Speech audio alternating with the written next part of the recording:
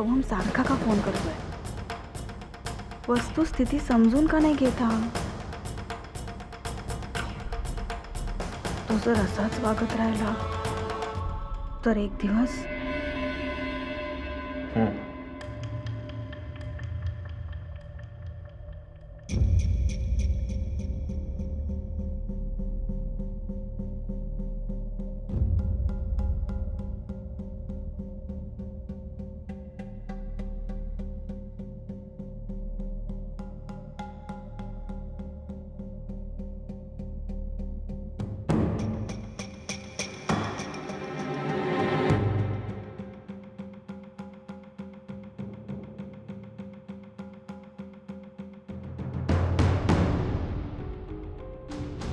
काय झालं?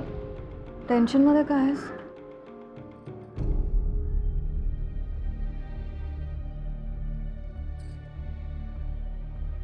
तुला काय झालं? तू का टेन्शन मध्येस? नाही, मला कुठे काय झालंय? काहीच नाही. देवाने तुझा चेहरा सगळं सांग आणि तुला नाही खोटं बोलतात माझी. सांग काय झालं? काही नाही रे, फोन आला होता कोणाचा? सोहमचा. सोहमचा? कशासाठी फोन केला तू? नाही, मी कट केला. सोहमचा एकदा बंदोबस्त केला पाहिजे. मला माहिती होतं तू असंच काहीतरी म्हणशील, म्हणूनच मी तुला सांगत नव्हते. हे बघ विक्रम, तू काळजी करू नकोस. मी बघीन काय करायचं ते. पण तू सांग, तू का एवढ्या टेन्शनमध्ये आहेस? ऑफिसमध्ये काही घडलं का? इतक्या दिवसात आज आम्हाला पहिल्यांदा खूप असुरक्षित वाटतं देवाने. म्हणजे नक्की काय झालंय? आपण माझ्या नावावरचे शेअर्स गहाण ठेवले ते तुला माहिती आहे. त्या शेअर संबंधीची फाईल चेक करत असताना त्या फाईलमध्ये आम्हाला अनेक त्रुटी आढळल्या. फाईल इनकम्प्लीट वाटली. त्यासंबंधी आम्ही मॅनेजरला विचारलं तर तोही आम्हाला काही समाधानकारक उत्तर देऊ शकला नाही. लिंगप्पा साहेबांशी बोललास का? बोललो आम्ही त्यांच्याशी या विषयावर. त्याने आम्हाला समजावून सांगितलं की काही काळजी करू नकोस. त्यांचं आम्हाला पटलं असलं ना देव्याने, तरीसुद्धा आम्ही ना आमच्या काळजावर दगड ठेवून हे शेअर्स गहाण ठेवले देव्याने. त्या बाबतीत आम्ही कुठल्याही प्रकारची रिस्क घेऊ शकत नाही. म्हणूनच मी तुला सांगत होते विक्रम की कशाला पार्टनरशिप वगैरे. चांगली नोकरी होती ना तुझी, चांगलं चाललं होतं आपलं. त्यात भैयासाहेब आणि तुझेही वाद आहेत. म्हणजे खरंच आपल्याला एवढ्या पैशांची गरज आहे का? आम्हाला भूक लागली देव्याने. देवाला वाढतेस? वाढ लवकर.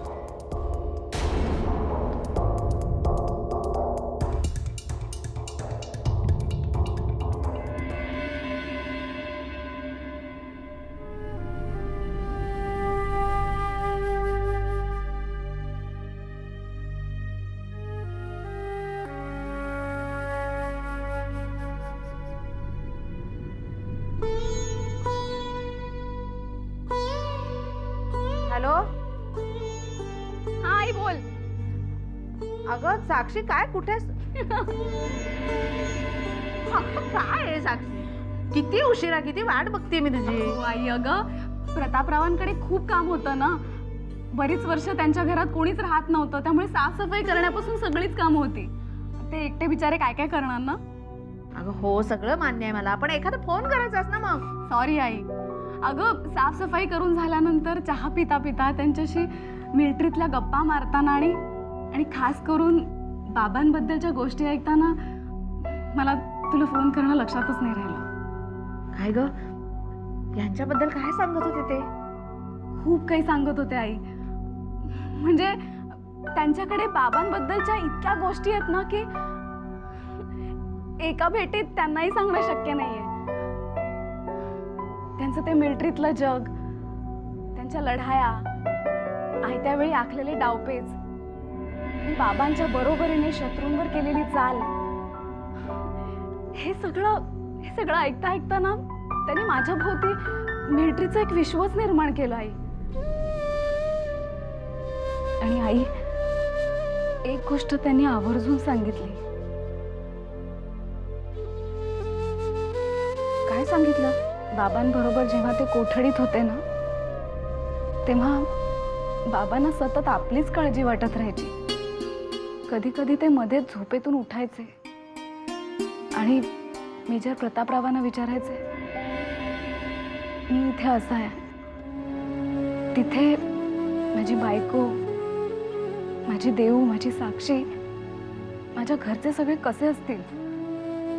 त्यांना खरं तर माझ्या आधाराची गरज आहे आणि मी इथे असा निराधार पडलोय. असे असे काहीतरी बडबडत राहायचे आणि सतत रात्र रात्र जागून काढायचे. साक्षी, आज ते आपल्या बरोबर नसताना आपलं आयुष्य पुढे पुढे निदान चालू आहे. आलेला दिवस आपण एकमेकांच्या आधाराने पुढे ढकलतोय. तिकडे त्या कोठडीत त्यांचं आयुष्य मात्र एकाच ठिकाणी रेंगाळतंय. त्यांना तिथे जगायला आपल्या आठवणींखेरीज दुसरा कुठलाच आधार नाहीये ग.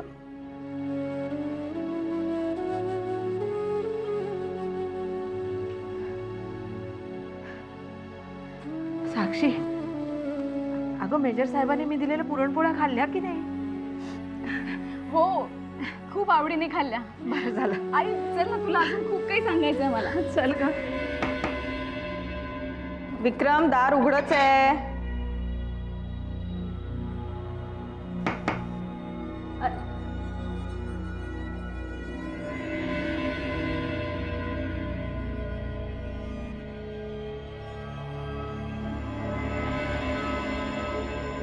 तू आत्ता यावेळी? देऊ,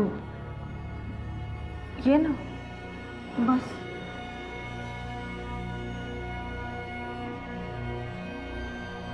बस, मी पाणी आणते. अगं नको देऊ. नाही, पाणी नको आहे मला. मला फक्त तुझ्याशी थोडं बोलायचं आहे. असं यावेळी इथे मला पाहून तुला आश्चर्य वाटलं असेल, पण इथे येण्या वाचून माझ्यासमोर दुसरा पर्यायच नव्हता. काही काम होतं का? हो, आणि देऊ, हे काम तुझ्याशिवाय कुणीच करू शकणार नाही, म्हणून मी इथे तुझ्याकडे आले. खूप मोठ्या अपेक्षेने आले देऊ. बोल ना. देऊ, सध्या सोहमची मानसिक स्थिती खूपच बिघडली. तुमच्या लग्नाच्या वेळी घडलेल्या प्रसंगातून तो अजूनही बाहेर येऊ शकलेला नाहीये. त्याला सतत तुला भेटायचं असतं, तुझ्याशी बोलायचं असतं. मी त्याला समजावायचा खूप प्रयत्न केला, पण तो माझं ऐकायलाच तयार नाहीये आता. म्हणून मी आता तुझ्याकडे आले. केवळ तूच आता त्याला समजावू शकशील, कारण तो फक्त तुझंच ऐकेल. आता तुझंच ऐकेल तो, म्हणून मी तुझ्याकडे आले. देव, समीक्षाताई, पण अगं देव, मी हात जोडते तुझ्या पुढे. प्लीज नाही म्हणू नकोस. येशील माझ्या बरोबर?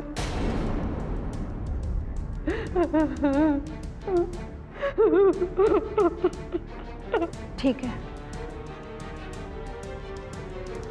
येते मी. पण विक्रम कुठे आहे? तू काय सांगशील त्याला? विक्रम इथेच बाहेर गेलाय कामासाठी. मी त्याला फोन करून सांगते. तू बस, मी आलेच.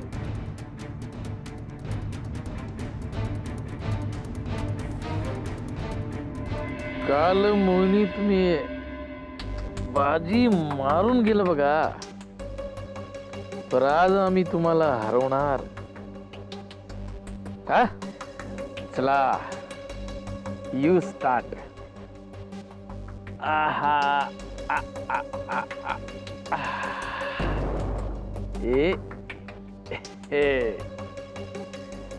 Now I will make my move. आता साहेब कॉफी. हे काय 2 कप सांगितलं मी.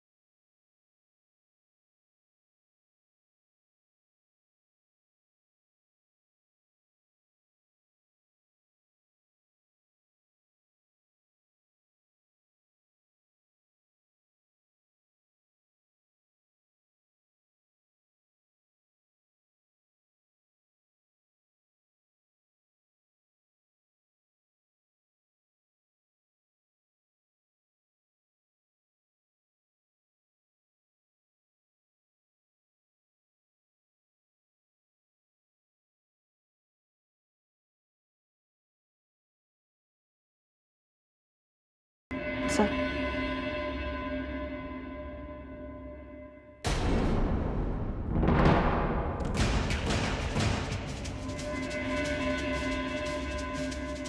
कुठे चाललेस?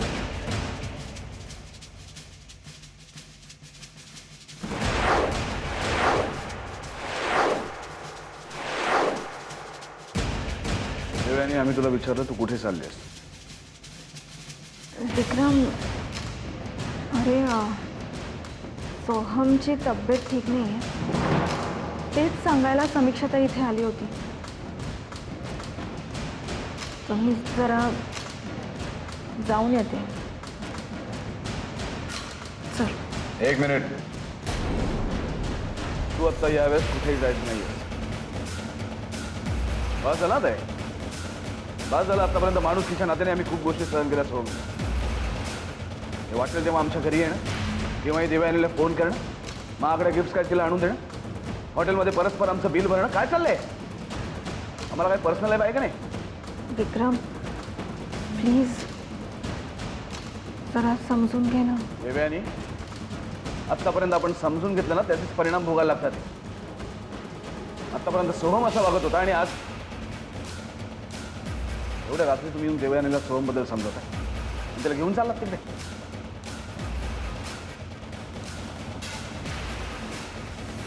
सॉरी, पण हे असं रात्री अपरात्री येऊन आम्हाला प्लीज त्रास देऊ नका. आणि आम्हाला सोहमवरनं त्रास देण्यापेक्षा तुमच्या भावाला जरा समजावं, ते जास्त महत्वाचं आहे. सॉरी देव,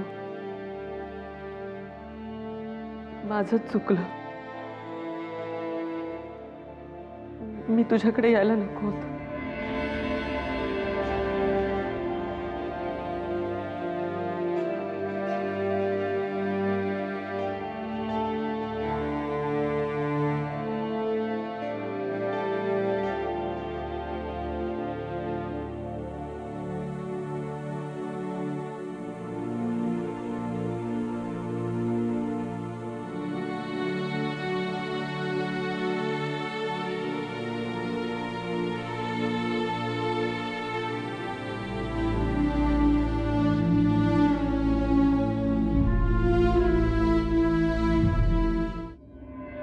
हे आणि हे म्हणजे 4,500 झाले, म्हणजे अजून तिघांचे राहिलेत.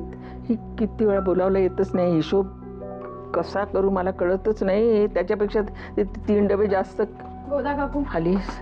अगं बाई, ये ये ये ये म्हणून तुला सांगते आणि तू आत्ता आलीस. पण तू हे काय करतेस? मी तुला सांगितलं होतं ना, थांब मी आल्यानंतर हिशोब करते. तू सुरुवात पण केलीस ना. मग मी काय करणार? बरं केले तर केले. ते हे 4,500 आहेत. त्याच्यानंतर अजून तिघांचे ते बहुतेक 2,500 असतील. आणि त्यात ते बाकीचं सगळं तू बघ. हं, ते आता काय बघतेस? ते करून ठेवलंय मी. थांब ना, बघते तरी.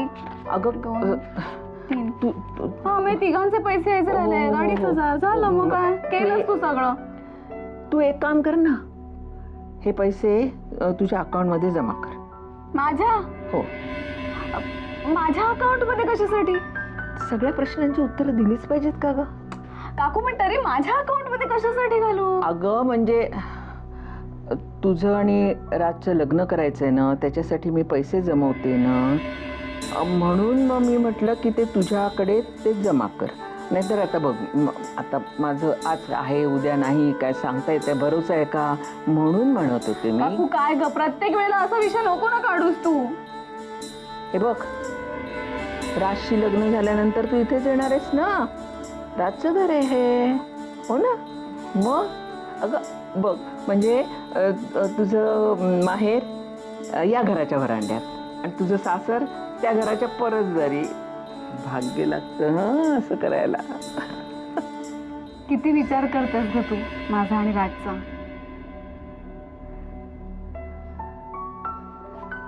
काय करणार, आई आहे ना मी, नाही विसरता येत.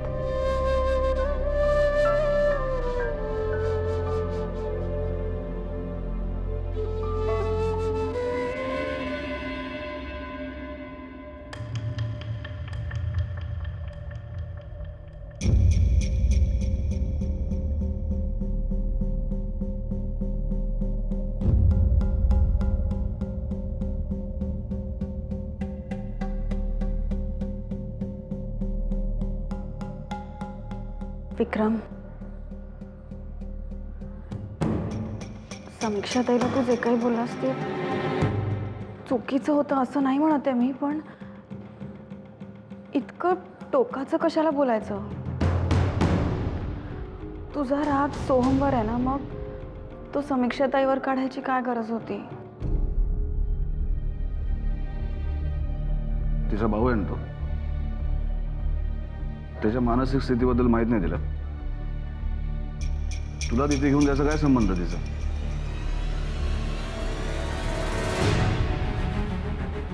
हो म्हणजे तिचंही चुकलं.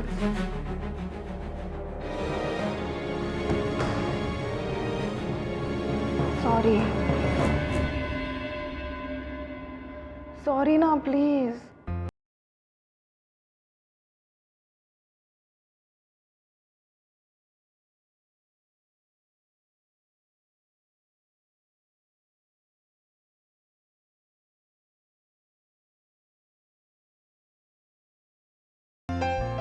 विक्रम, अरे समीक्षा ताईलाही समजून घे ना, ती एकटीच आहे. आणि तसंही सोहमच्या या वागण्याला कुठेतरी मीच जबाबदार आहे असं मला सारखं वाटत राहतं. आणि म्हणूनच मी जायला तयार झाले. आय एम सॉरी देवयानी, आमच्या अशा बोलण्याने तिला वाईट वाटलं असेल, पण तुला तिच्याबरोबर न पाठवण्याचा आमचा निर्णय योग्यच होता. आणि हा निर्णय आम्ही तुझ्या काळजीपोटी घेतलेला निर्णय. तुला खरं सांगू दे ना, आपल्या संसारात कोणी तिसऱ्याने डोकवलेलं आम्हाला नाही आवडणार, नाही सहन होणार आम्हाला ते. तुला वाटणारी काळजी मी समजू शकते. मला जे वाटलं ना ते मी तुला सांगितलं. आणि आता जाऊ देत ना, आपण ठरवलंय ना सोहमबद्दल नाही बोलायचं म्हणून. विक्रम, तू आईस्क्रीम आणायला गेला होतास ना?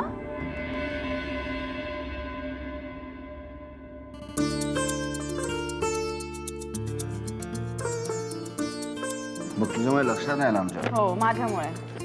दे मी. हळू हळू.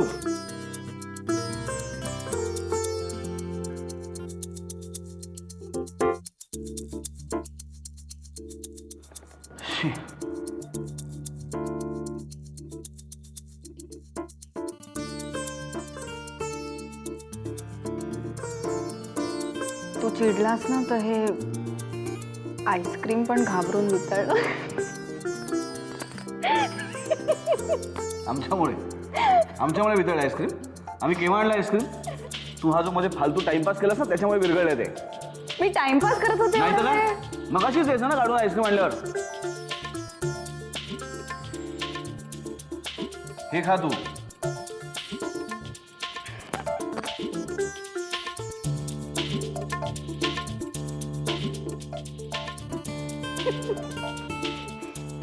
त्याचं आता पाणी होईपर्यंत थांबायचंय खा.